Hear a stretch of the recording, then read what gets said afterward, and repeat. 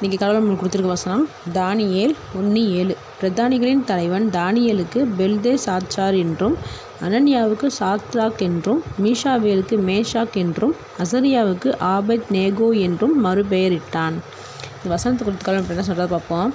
இங்கே தானியேல், அனனியா, மீஷாவேல், அசரியா இவங்க எல்லாரும் பாபிலோனுக்கு சிறைப்பிடிக்கப்பட்டு போகிறாங்க. எதுக்காகனா ராஜாவோட அரண்மனையில் வேலை செய்கிறதுக்கு, அதாவது அரசு பணிக்காக. அப்போ பாபிலோன் ராஜா இந்த 4 பேரோட பெயரையும் மாற்றிட்டான்.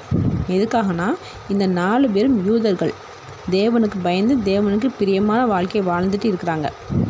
இவங்க 4 பேரும் நல்ல புத்திசாலி, திறமைசாலி, எல்லா தகுதியும் இவங்ககிட்ட இருக்குது.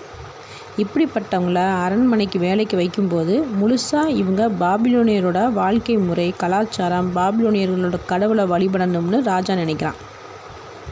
பழைய பெயர் இவங்களுக்கு இருந்துச்சுன்னா இவங்க யூதர்கள் என்ற எண்ணம் இவங்களை விட்டு போகாது. அதனால் பெயரை மாற்றிட்டோம்னா பாபிலோனுக்கு முழுசாக சொந்தமாகிடுவாங்கன்னு நினைக்கிறான். அதனால் பெயர் மாற்றினான். இவன் என்ன தான் பெயர்களை மாற்றினாலும் இந்த 4 பேரோட இருதயம் மாறலை.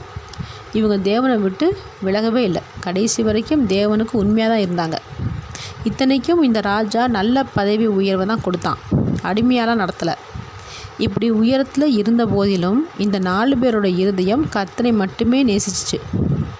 இன்றைக்கு எத்தனையோ பேர் ஐஸ்வர்யத்துக்காகவும், பதவி புகழ்ச்சிக்காகவும், வாழ்க்கைக்காகவும், இச்சைகளுக்காகவும் தேவனை விட்டு விலகிடுறாங்க. பூமியில் நம்ம எவ்வளவு சேர்த்து வச்சாலும் அதில் நிரந்தரமான சந்தோஷம் இல்லை.